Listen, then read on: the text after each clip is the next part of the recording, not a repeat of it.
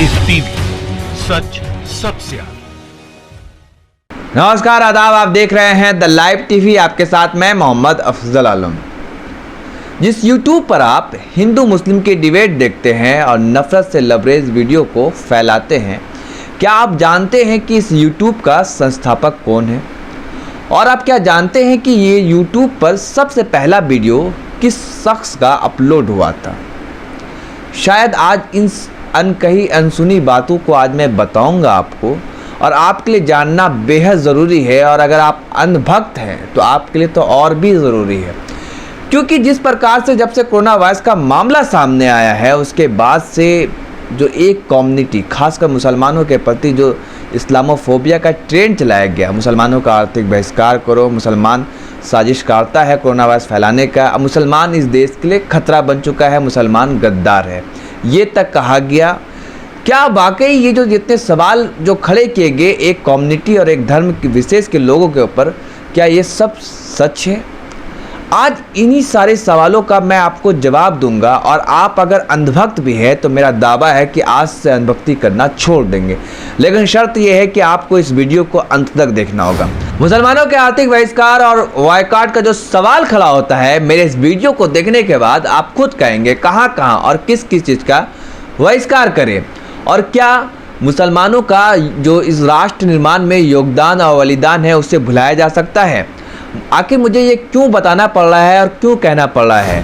दरअसल इस्लामोफोबिया का एक नमूना आज चेन्नई में देखने को मिला, जहां पर एक बेकरी के मालिक ने एक विवादित विज्ञापन छपवाया और अखबार में डलवाया, और उस विज्ञापन में ये लिखा था कि हमारे बेकरी में कोई भी मुसलमान काम नहीं करता है, अन्य धर्म के लोग काम करते हैं। ये विज्ञापन जब सोशल मीडिया पर खूब वायरल होने लगा, तब पुलिस ने इस मामले को संज्ञान में लिया और उस बेकरी के मालिक को गिरफ्तार किया। और उन पर जो धाराएं लगाई गई है 295A, जानबूझकर धार्मिक भावना या धार्मिक विश्वास का अपमान करना, और धारा 504 शांति भंग करने का मुकदमा दर्ज कर लिया गया है और उनको गिरफ्तार कर लिया गया है। और इस जो बेकरी है, इसके जो मालिक है, उनका बड़ा ही हास्यास्पद तर्क है। उन्होंने अपना तर्क दिया जब उनसे पूछा गया कि आखिर उसने क्यों किया ये काम, तो उसका कहना है कि हमने किसी दंगा भड़काने के लिए या किसी की धार्मिक भावनाओं को भड़काने के लिए ये पंपलेट, ये विज्ञापन नहीं छपवाया था, बल्कि इसलिए छपवाया था कि किसी ने ये अफवाह फैला दिया था कि हमारे बेकरी में मुसलमान काम करते हैं, इस वजह से हमारे दुकान की, हमारे बेकरी की बिक्री काफ़ी कम हो गई थी, इसलिए मुझे ये करना पड़ा। अब सोचिए कि इनका क्या हास्यास्पद तर्क है। जिस देश की सदियों से सभ्यता और परंपरा रही है एक साथ मिलजुल कर रहने की, काम करने की, वहाँ पे ये ऐसी बात कर रहे हैं कि इस तरह की का मेरे साथ प्रॉब्लम आ जाता है, इश्यूज हो रहे थे, इसलिए हमने ये काम किया। तो अब सवाल खड़ा किया जाता है, तो क्या मुसलमानों के लिए ट्रेन अलग होगी, मुसलमानों के लिए बसेस अलग होंगी, मुसलमानों के लिए एरोप्लेन अलग होंगे? ये आप पूछना लाजमी बनता है। दरअसल आपसे मैंने एक सवाल किया था वीडियो के शुरुआत होने से पहले कि जिस यूट्यूब चैनल को आप देखते हैं, आपको पता है कि इस यूट्यूब चैनल का संस्थापक कौन था? आपको बता दें कि इस यूट्यूब चैनल का जो संस्थापक था उसका नाम है जावेद करीम, और इनके दो और सहयोगी है, एक का नाम है स्टीव चेन और दूसरे का नाम है चार्ल हार्ले। इन तीनों ने मिलकर यूट्यूब चैनल को, ये जो यूट्यूब है, इसे बनाया था।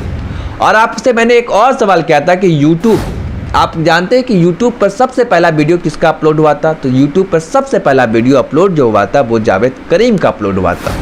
तो आप अगर मुसलमानों का आर्थिक बहिष्कार करना चाहते हैं, मुसलमानों का वाकई आप चाहते हैं कि मुसलमान देश के लिए खतरा है, मुसलमान जो है मतलब जो भी आप कह सकते हैं, तो आप यूट्यूब देखना तो आज से बंद कर दीजिए। इसके अलावा जिस भारत की तीसरी सबसे बड़ी आईटी कंपनी विप्रो ने दुनिया भर में भारत की एक नई पहचान दिलाई विश्व स्तरीय पर, आपको पता है कि उसके संस्थापक कौन है? उनके संस्थापक का नाम है अजीम हाशमी प्रेमजी। साथ में आपको ये बता दें कि फोर्ब्स जो मैगजीन है, उन्होंने दुनिया भर के जो दानी परोपकारी हैं उनका जो लिस्ट जारी किया, उसमें तीसरे नंबर पर है ये अजीम हाशमी प्रेमजी।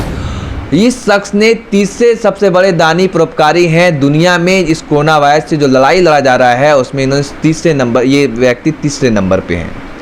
तो आप सोचिए, तो ये मुसलमान जहाँ पे एक तरीके से एक तरफ आप मुसलमानों के आर्थिक बहिष्कार की बात कर रहे हैं, जो गरीब सब्जी वाले हैं, जो ठेले वाले, रिक्शे वाले, उनको मार पीट रहे हैं, तो वहीं दूसरी तरफ एक मुसलमान इतना बड़ा योगदान दे रहा है कोरोना वायरस से जंग लड़ने में। तो आप क्या इनका आर्थिक बहिष्कार करेंगे? और तीसरा सवाल कि आप अपनी जो मर्ज, जो आपकी जो तबीयत बिगड़ती है, तो आप जिस दवा का सेवन करते हैं, जिस दवा का लेते हैं, उसमें एक कंपनी जो भारत की एक सर्वश्रेष्ठ कंपनी में से एक है जिसका नाम है सिप्ला। क्या आप जानते हैं कि उसके मालिक, उसके संस्थापक का क्या नाम है? उनके संस्थापक का नाम है ख्वाजा अब्दुल हमीद। और इस कंपनी में 25,000 कर्मचारी काम करते हैं और 100 देशों से ज़्यादा देशों में कारोबार होता है। तो आप ये भी सोच लें कि ये जो कंपनी के मालिक है वो भी मुसलमान हैं, तो क्या आप इनका भी, ये सिप्ला दवा कंपनी, इसका भी बहिष्कार करेंगे? अगर करेंगे तो बता दें, नहीं तो फिर इसके बाद आज से अंधभक्ति छोड़ दें।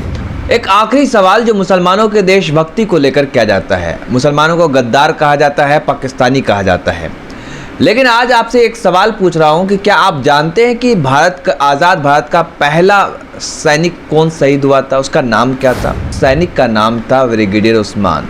आज़ाद भारत का पहला सैनिक जो भारत के लिए लड़ते हुए शहीद हो गया था, उसका नाम था ब्रिगेडियर उस्मान। ब्रिगेडियर उस्मान को जिन्ना ने ऑफर किया था, लालच दिया था कि आप पाकिस्तान आ जाए। जब मुल्क का बंटवारा हुआ, मैं आपको चीफ ऑफ आर्मी स्टाफ का ये इतना बड़ा पद था, उसको ये जिन्ना ने प्रलोभन दिया था, लेकिन फिर भी ब्रिगेडियर उस्मान ने कहा कि मैं हिंदुस्तान में ही रहूँगा। और ब्रिगेडियर उस्मान काफ़ी काबिल अफसर थे और काफ़ी काबिल सैनिक थे और उन्होंने पाकिस्तान के साथ लड़ते हुए अपनी शहादत दे दी।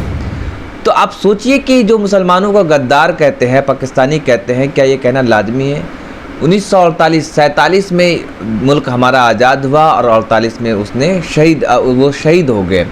इसके अलावा आपको यही बता दें कि जो हिंदुस्तान की तीसरी सबसे बड़ी IT कंपनी विप्रो के संस्थापक अजीम हाशिम प्रेमजी है, उनके पिता को भी जिन्ना ने कहा था कि आप पाकिस्तान आ जाए, लेकिन उनके पिता भी पाकिस्तान जाने से मना कर दिया, ठुकरा दिया।